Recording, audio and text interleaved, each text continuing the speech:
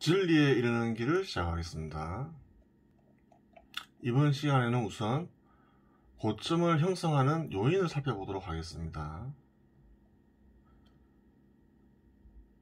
대한민국에서는 다음과 같은 조건들이 형성되면 고점이다 라는 말이 있죠. 예를 들어서 한 100% 오른다, 한 2배가 나왔다, 그러면 많이 올랐으니까 고점이다, 이런 얘기도 있고, 많이 오른 상태에서 거래량이 감소하면 고점이다, 그런 말도 유행하고 있죠. 또 혹은 서울 아파트의 경우 강남 아파트 가격이 안정이 되면 고점이다, 이런 얘기도 있고, 혹은 노동왕이 올라가면 끝물이다, 고점이다, 이런 얘기가 있죠. 노동왕은 뭔가요? 노원구, 도봉구와 같이 아파트 가격이 저렴한 지역을 얘기하는 거죠. 그 지역이 올라가면 다 오른 거다, 이렇게 생각하는 애들도 있어요.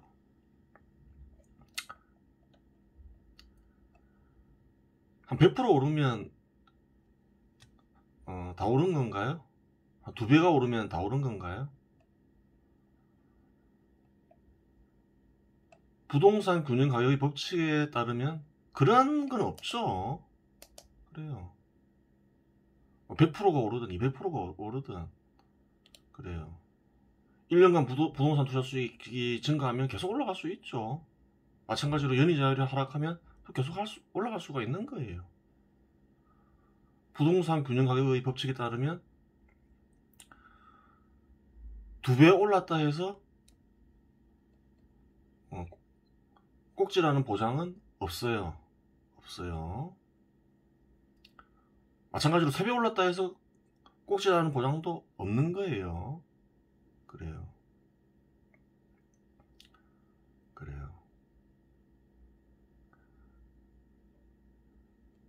가장 좋은 아파트 가격이 안정이 된다 해서 고점이 나온다는 보장이 있나요? 부동산 균형 가격 법칙에 의하면 그런 건 없죠.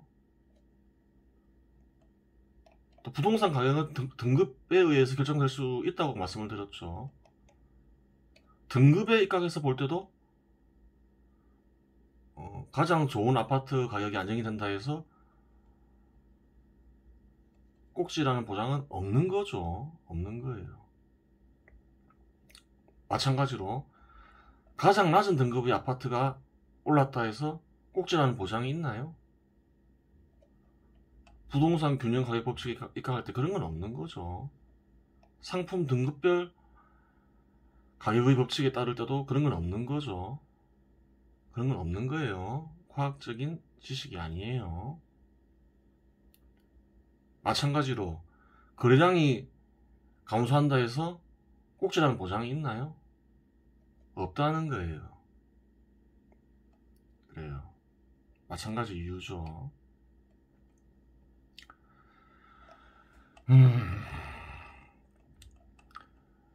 그럼 고점은 어떤 경우에 형성될 수 있을까요?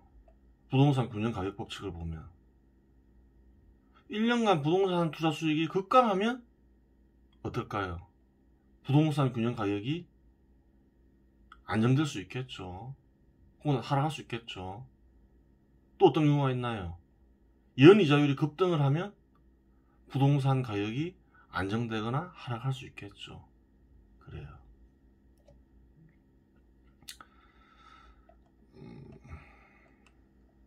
그러면 이제 그런 말은 무슨 말인가요? 강남 집값이 안정이 되면 하락한다, 노동왕이 올라가면 끝물이다, 거래량이 감소하면 부동산 가격이 안정되거나 하락한다, 이런 말들은 무슨 말인가요? 어디에 근거한 건가요?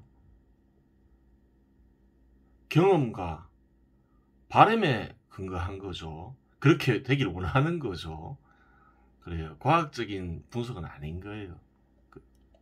의미가 없다는 얘기인 거예요. 과거의 사례를 보면 알겠죠. 한번 볼까요? IMF 사태가 1997년 겨울에 발생했죠. 그때 어떤 일이 있었나요? 부동산 가격이 가격이 상승이 멈추었죠. 조금 하락하기도 했죠. IMF 사태 때 무슨 일이 일어났는지 한번 볼게요. IMF 위기로 온 나라가 의기소침에 빠져 있을 때에도 돈을 번 사람들이 나타나기 시작했습니다. 그래요. 그렇게 어려운 위기 시절에도 투자의 기회는 항상 존재하기 마련입니다. 가장 크게 돈을 번 사람들은 아마도 현금 부자들일 겁니다. IMF가 처방책으로 높은 금리를 요구하면서 기업들이 대출 원리금을 상환하지 못하고 줄도산에 빠졌지만 예금 금리도 덩달아 오르면서 현금 부자들에겐 엄청난 투자 기회가 주어졌습니다. 이렇게 나와있죠. 1998년 초 시중은행은 1년 정기 예금 금리로 20%를 제시하고 3년이면 65%를 이자를 준다고 광고를 했습니다. 심지어 1개월만 예치해도 연 18.5%의 금리를 줄 정도였습니다. 뭘 얘기하고 있나요? 연 이자율이 급등했음을 가리키고 있는 거죠. 연이자율이 급등하면 어떻게 되나요? 부동산 균형가격의 법칙에 입각하면 하락하죠. 그래요. 확인이 가능해요. 그래요. IMF 사태 때 금리 변동을 좀 볼까요? 1997년 겨울, 1999년 6년도 보면 예금 금리가 10% 되죠. 97년도에 10% 되죠. 10.8%. 98년도에 13%죠. 많이 안 오른 것 같지만 평균이 그렇다는 거고 순간적으로 20%까지 올라갔다 하죠. 평소에 10%인데. 그래요. 그 뒤로 어떻게 됐나요? 1999년도에 7.95%, 2000년도 7.94%. 많이 빠지죠. 보통 경제 위기가 오면 경기 부양을 위해서 금리를 많이 내리죠. 지금 코로나에서도 확인 가능하죠. 지금 시대도 확인이 가능해요. 마찬가지겠죠. 하여간 IMF 사태 때 금리가 급등한 경우가 있었어요. 연이자율이 급등했다는 말이죠. 그러면서 부동산 균형 가격이 안정이 된 거예요. 그때 강남 아파트 가격이 안정이 된 게 아니라는 거예요. 노도강이 올라서 안정이 된 게 아니라는 거예요. 거래량이 감소해서 안정이 된 게 아니라는 거예요. 뭐라 했죠? 금리 급등이죠. 연이자율 급등임을 확인할 수 있는 거죠.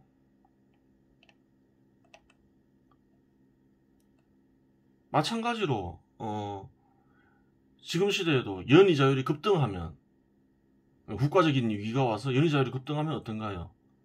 부동산 균형 가격이 하락하죠. 부동산 가격이 안정되거나 하락할 수 있어요. 그래요. 하지만 지금 뭐 그럴 기미가 보이는 건 아니죠. 뭐 그런 일이 발생할 수는 있겠지만 그런 기미가 보이는 건 없잖아요. 그래요.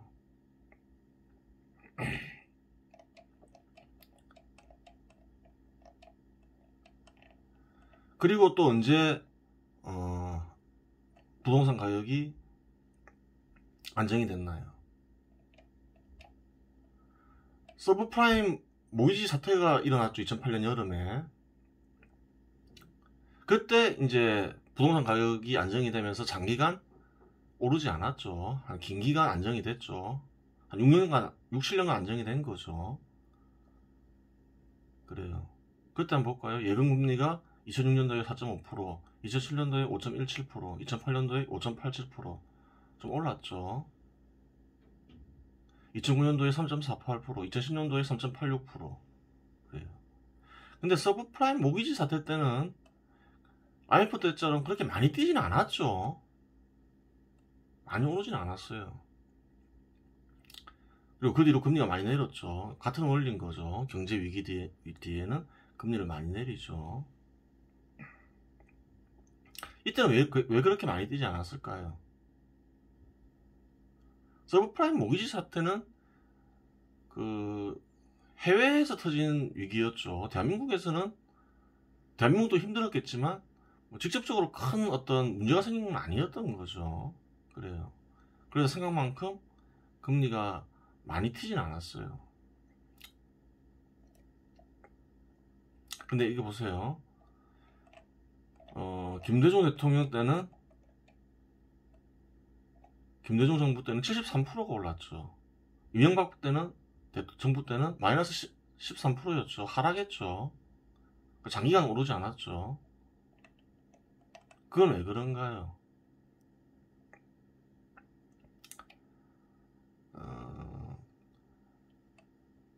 서브프라임 모기지 사태가 영향을 전혀 미치지 않았다고 볼 수는 없지만 금리의 영향이라고 보기는 어렵죠. 그럼 어떤 영향일까요?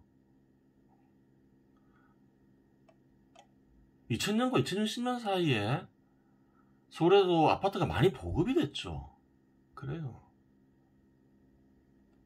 많이 보급됐기 때문에 공급량이 안정시킨 걸로 볼 수가 있는 거죠. 그래요. 6년간의 안정은, 6, 7년간의 안정은 금리보다는 서울시의 아파트가 많이 보급되었기 때문으로 분석할 수 있는 거예요. 김대중 대통령 때는 많이 올랐죠. 그래요. 그러니까 무슨 얘기냐면 많이 공급이 되지 않는 상태에서는 금리가 안정이 되면 다시 올라간다는 말인 거예요. 그래요. 공급 부족인 상태에서는 외부 충격이 있을 때 한 1, 2년 잠시 안정시키는 거지 지속적이지 않다는 거예요. 그래요. 공급이 많이 되면 왜 안정이 될까요? 부동산 균형가격 법칙에 입각하면 1년간 부동산 투자 수익이 안정이 되겠죠. 많이 됐으니까. 공급이 많이 됐다는 말은 실수요자가 주택을 많이 얻었다는 말도 되지만 또 임대주택도 늘어났다는 말이 되는 거죠. 그래요. 그래요.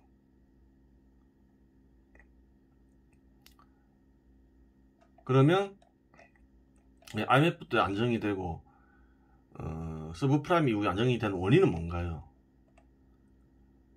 거래량이 감소해서 안정이 됐나요? 강남 집값이 안정이 돼서 부동산 가격이 안정이 됐나요? 아니면 노동강이 올라서 가격이 안정이 됐나요? 그런 게 아니라는 거예요. 연이자율이 급등, 경제 위기로 인한 연이자율이 급등, 그리고 공급량이 늘어남에 따라서 1년간 부동산 투자 수익의 감소, 이 두 요인이라는 거예요. 그래요. 아무 상관없어요. 강남 집값이 안정이 된다는 둥, 안정이 되면 꼭지라는 둥, 거래량이 감소하면 꼭지라는 둥, 아무 의미 없는 말이에요. 그래요.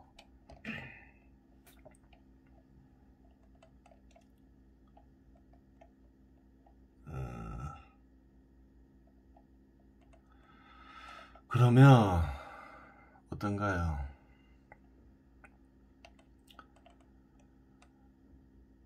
현 시점에 꼭지가 나오려면 무엇이 있어야 되나요? 공급량이 많아야 되겠죠. 공급량. 향후 공급량이 서울에 있느냐, 그걸 보면 되는 거죠. 많이 공급될 수 있는 여지가 있느냐, 그걸 봐야 되겠죠. 또 뭘 봐야 될까요?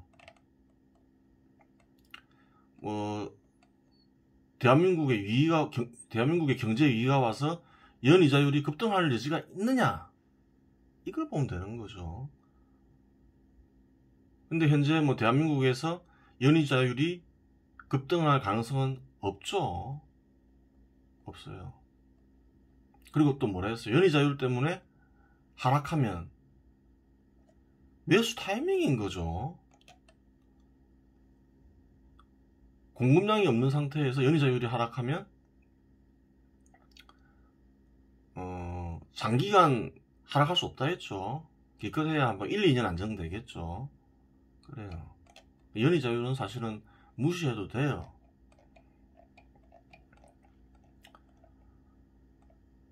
머니투데이에 2020년 8월 21일자에 나온 말이죠. 홍남기 경제부총리 기획재정부 장관이 내년 수도권의 신규 아파트 입주 물량이 일시적으로 감소한다고 20일 밝혔다. 그래요. 내년에 공급 물량이 그다지 많지 않다는 말이겠죠. 그러면서도 올해 입주 물량은 최근 10년 평균치보다 높은 상황이며 2020년 들어 회복세로 돌아설 것이라고 전망했다. 그래요.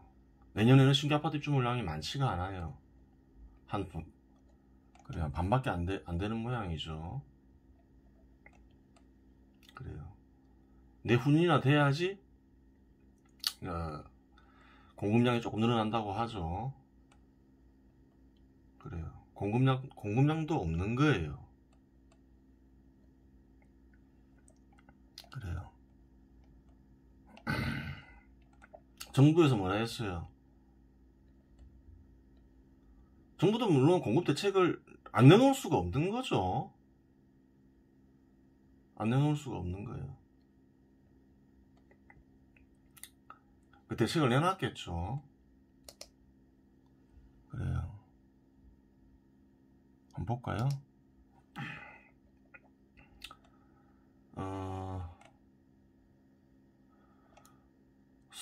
국토부에서 공급대책을 내놨어요. 태릉도 이렇게 개발한다고 하고 용산 캠프킴도 개발한다 하고 그랬어요. 뭐 정부 과천청사 일대도 개발한다 하고 그래요.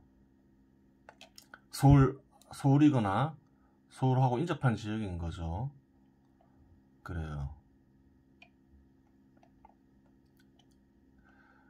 그래요. 용산 캠프킴이 좀 인기가 있겠죠. 하여간에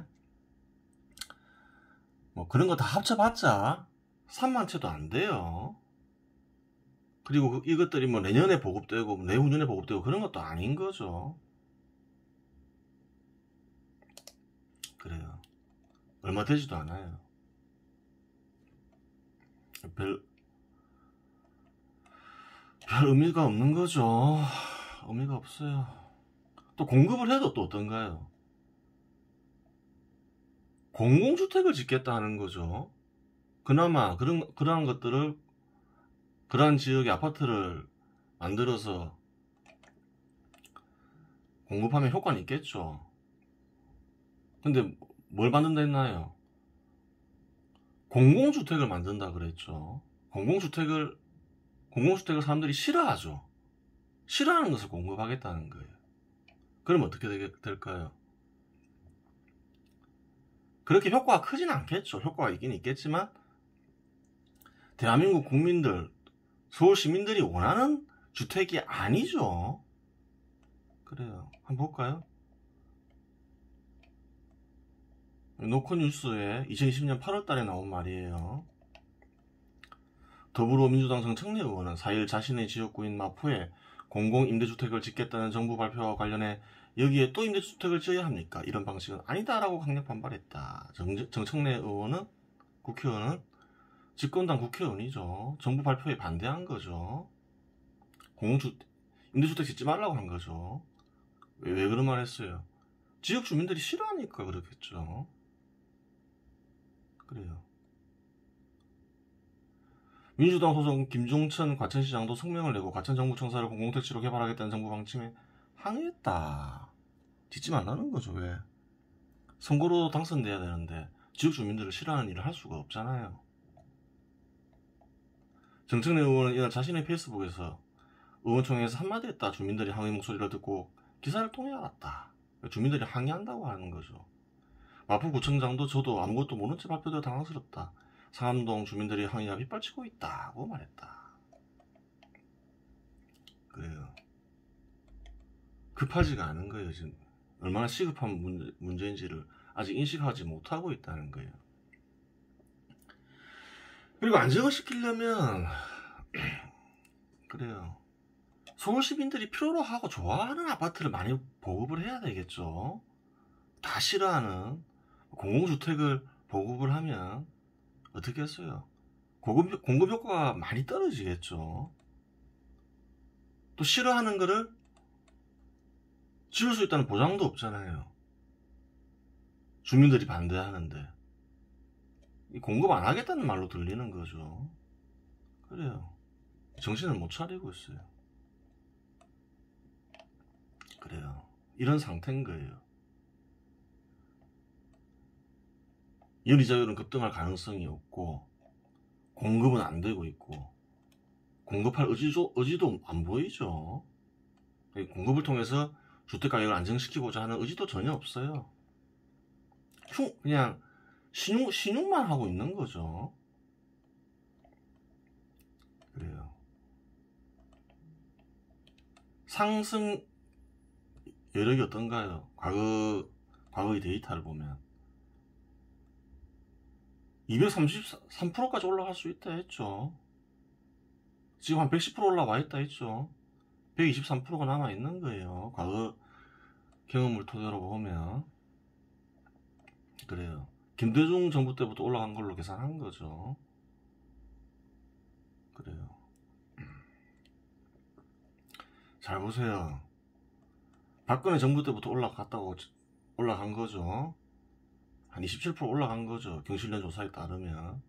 김영삼 정부 때 얼마 올라갔나? 26% 올라갔죠. 그러면 박근혜 정부와 김영삼 정부를 겹쳐서 볼 수 있겠죠. 그럼 문재인 정부는 어디에 해당하나요? 김대중 정부에 해당되는 거죠. 그래요. 문재인 정부에서 2010년 5월 달에 53% 올랐다고 하죠. 6, 7, 8월 달에도 올랐음을 확인할 수 있는 거죠. 8월 달은 좀 애매하지만 6월, 7월 달에는 확실히 올랐죠. 그러면 지금 문재인 정부의 상승률은 어떨까요? 김대중 정부의 상승률과 거의 비슷하거나 넘어섰겠죠. 아니면 조금 못할 수도 있겠죠. 하여튼 거의 비슷한 수준이겠죠. 그래요.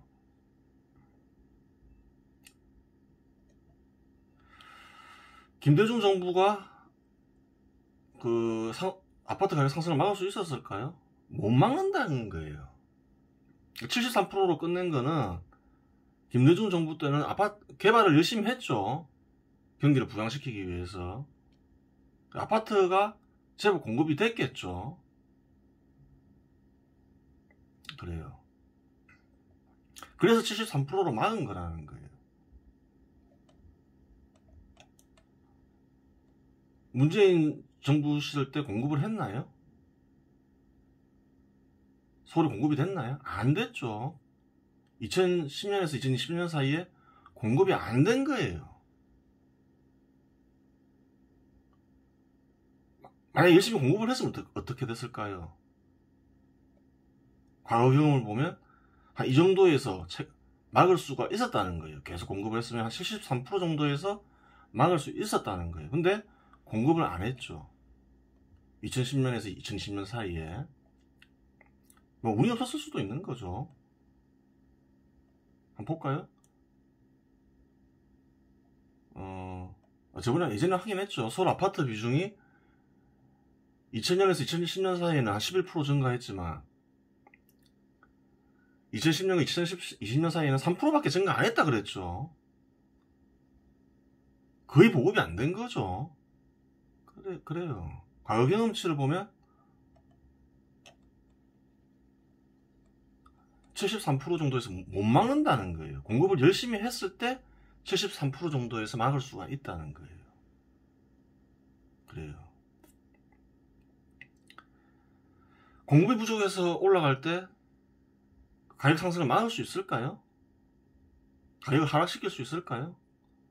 과거 경험치를 보면 안 된다는 거예요.